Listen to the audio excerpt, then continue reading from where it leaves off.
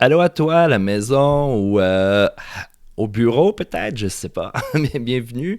On va parler un petit peu de ce qui s'est passé cette semaine concernant le piège dans lequel le Parti québécois a tombé. Piège qui a été tendu par Québec solidaire qui, pour Journée de la femme, la condition féminine, a décidé de faire une motion, mais au lieu de parler de féminisme pour comment dire, de manière générale, puis un large appui, a décidé de rajouter le petit mot intersectionnel. Alors, c'est quoi l'intersectionnalité? On va en parler un petit peu.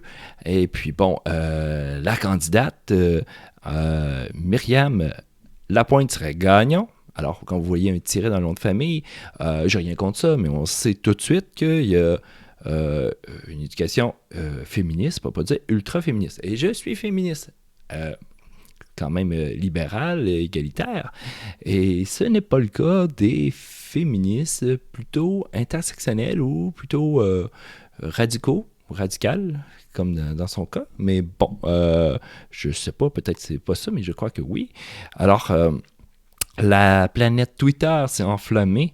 Et puis, bon, il y a eu du mal à partir parce que, bon, des bas de ligne, le PQ, le QS et le PLQ adhèrent tous les trois au féminisme intersectionnel, selon lequel le féminisme des Blancs n'est pas le même féminisme que celui des non-Blancs.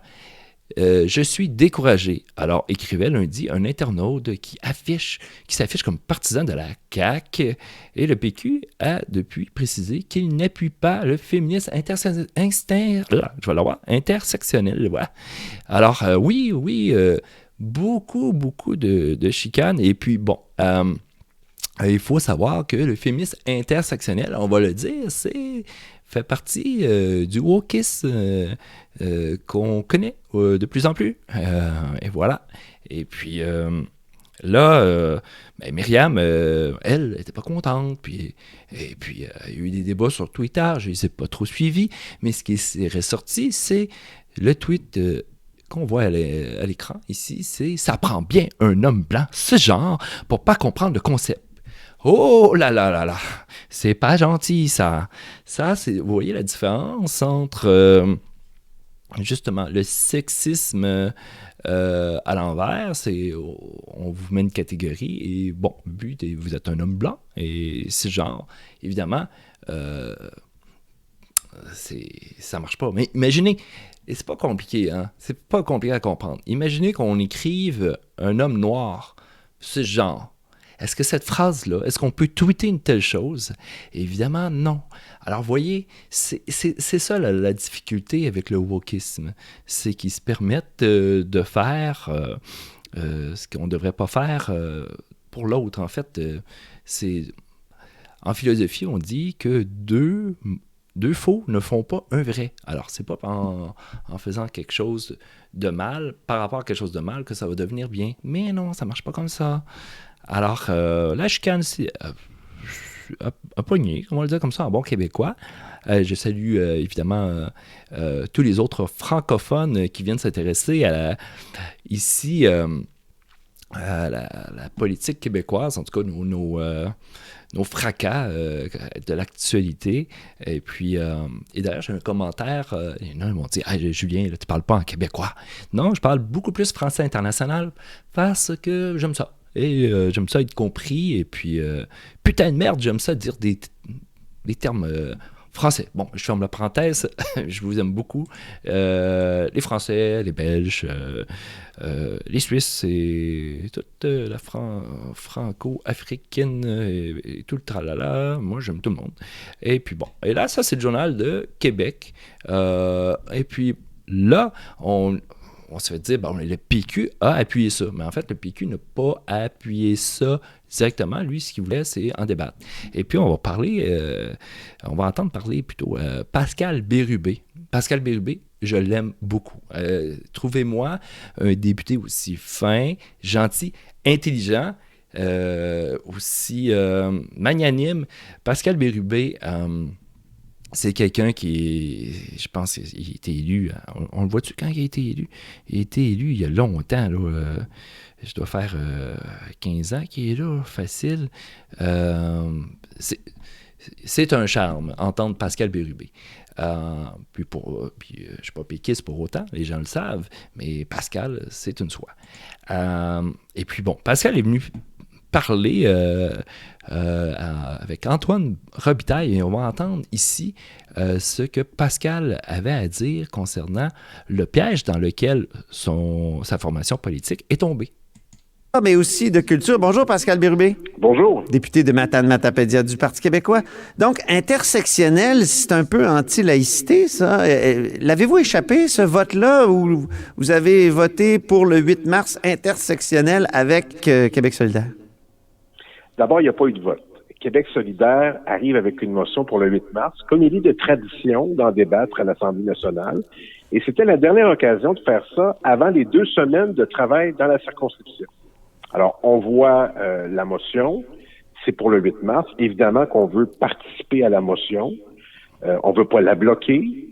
Et dans le texte de Québec solidaire, il y a évidemment des termes assez généraux sur le féminisme, le combat des femmes, le 8 mars, mais ils ajoutent intersectionnel, qui fait partie de la thématique nationale de plusieurs grandes centrales pour cette année dans le thème.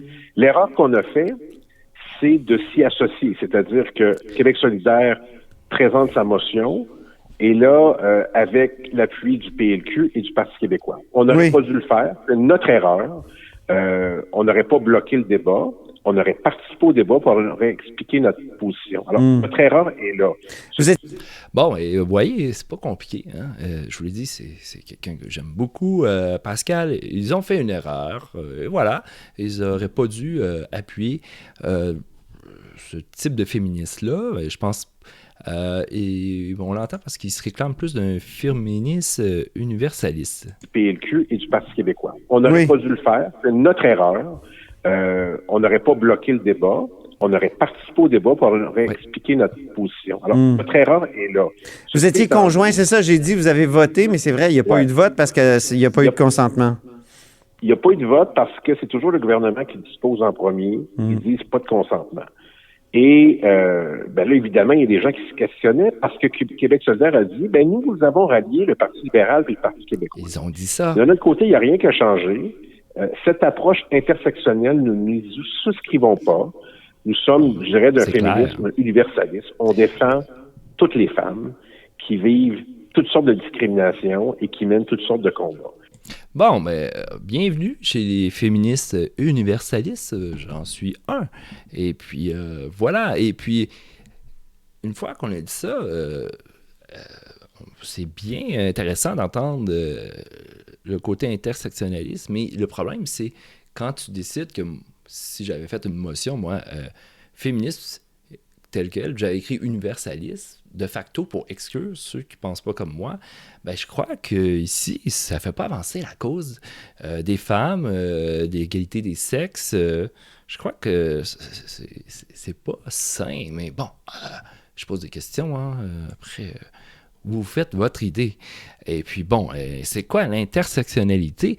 Bon, mais Émilie Nicolas, qui j'aime bien quand même, mais c'est pas pu empêcher de nous expliquer c'est quoi. Puis, c'est un bel article dans Le Devoir. Et puis, ce qu'elle vient de nous dire, c'est l'intersectionnalité. Bon, ça vient du professeur de droit américaine, Kimberly Crenshaw. Et puis... mais l'idée, c'est pas mauvais, c'est juste d'avoir une façon de mieux comprendre la réalité spécifique de certaines femmes par rapport à d'autres discriminations qu'elles peuvent vivre. Ça, on le comprend bien. Le problème, c'est quand vous faites du wokisme, c'est que ces approches-là, elles deviennent idéologiques. Et là, c'est là qu'on fait un renversement. Et puis, c'est ce que a fait notre chère amie ici... Myriam, c'est en disant, voyez, vous êtes un homme blanc, cisgenre, donc vous pensez comme ça. C'est pas une conséquence de, là. C'est ça, il faut comprendre que L'idée, c'est que le féministe intersectionnel, mais quand il fait l'intersectionnalité, mais on vient pas faire des catégories automatiquement de femmes, et de là, de cette case-là, on doit déduire ce que la personne est. Et puis, on va en parler tantôt, mais c'est la première erreur, et ce qui fait en sorte qu'on ne s'entend pas bien, les universalistes, avec les intersectionnalismes, ou particularismes, en fait, parce que c'est un particularisme.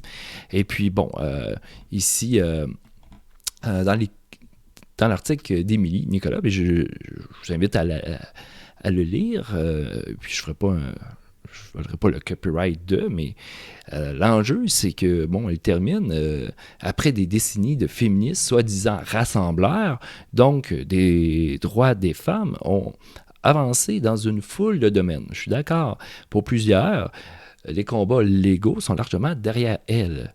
Reste à faire évoluer les mœurs.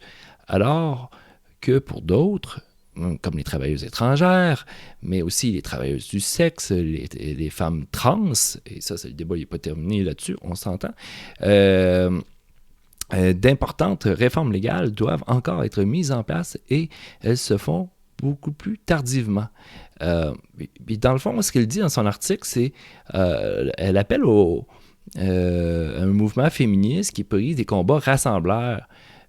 Puis dans le fond, dans son article, moi, ce que je note, c'est que aller avec du féminisme intersectionnel dans une motion, c'est pas rassembleur. C'est tout le contraire.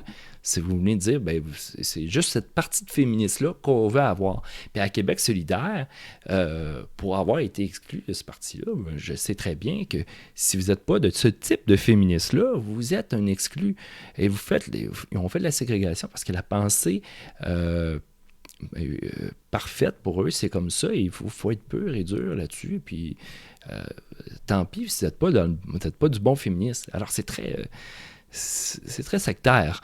Alors un féministe qui n'est pas intersectionnel, donc un féministe où certaines femmes font la file éternellement sans que de leur droit advienne jamais, n'est pas évidente cette phrase-là.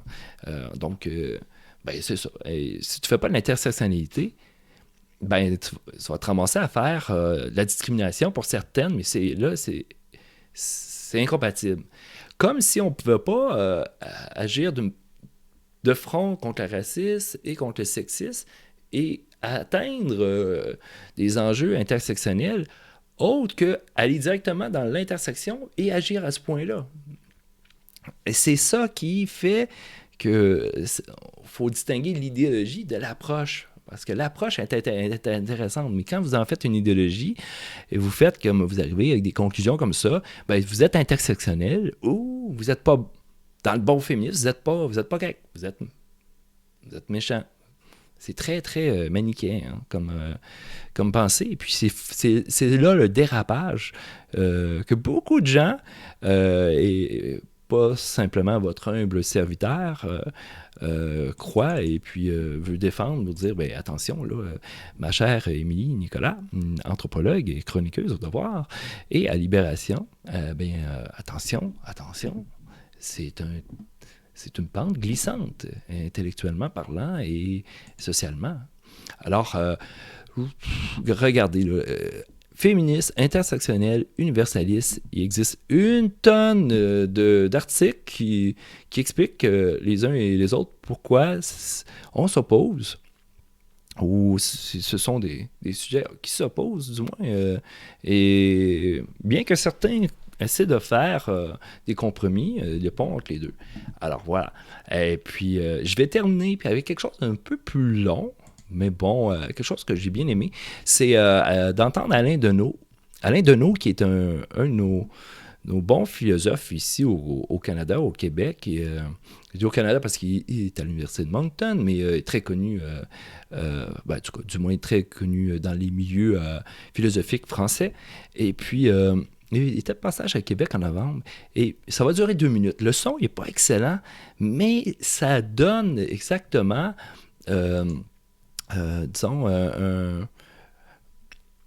la réflexion que les universalistes ont, et puis sans nécessairement cracher sur les intersectionnalistes, c'est juste faire la part des choses.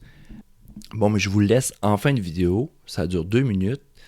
La qualité, c'est zoomé. C'est pas terrible, mais le son est ordinaire, mais ça dit ce que ça a à dire. Alors, merci, puis à bientôt. Ce qui est le principe de l'intersectionnalité. Mais oui, et d'unir des combats. L'intersectionnalité, quand Kimberly Crenshaw a développé la notion, visait à rendre moins myope les sujets quant à l'analyse sociale des luttes, parce qu'elle se rendait bien compte, elle, d'abord par rapport à des questions de droit, mais aussi par des questions liées au travail social, que les notions marxistes là, de peuple, de prolétariat, ne suffisaient pas à penser le sort de bien des sujets qui vivaient des rapports spécifiques à la domination et à la violence. Et là, il fallait un petit peu se donner des critères plus fins. Bon, mais la même Crenshaw va nous dire qu'aujourd'hui, elle désavoue l'usage transcendantal qui est fait de sa théorie, parce que sa théorie ne peut s'appliquer que dans des situations spécifiques. C'est-à-dire qu'en fonction de conjoncture, on ne peut pas les penser en soi comme une métaphysique. Dis-moi quelles sont tes caractéristiques sociétales et je te dirai tout de suite, un peu sur un mode policier, qui tu penses, ce que tu es, ce que tu as le droit de faire, ce que tu as tendance à faire comme action, la musique que tu écoutes, et ainsi de suite, et je vais faire un profilage, et je vais te condamner d'office pour... bon, voilà. Et donc, il ne saurait y aller au fond d'une sorte de discours d'autorité, qui vaut pour lui-même une fois pour toutes. Ce sont des critères, une grille de lecture non seulement légitime ou acceptable, mais indispensable, absolument nécessaire. La gauche sort plus forte de l'intersectionnalité à la condition de ne pas perdre de vue les causes communes. Parce que sinon, on devient des nigauds, je suis désolé de le dire comme ça, mais on est récupérable à merci de dire des fabricants d'armes peuvent se réclamer de l'intersectionnalité, c'est le cas aujourd'hui, en faisant des formations comme ça pour que ce soit plus Sylvester Stallone qui vende des armes dans l'imaginaire des gens, mais je ne sais pas, une Sénégalaise qui a été formée à Harvard. Bon, c'est ce qu'on veut, développer cette image-là.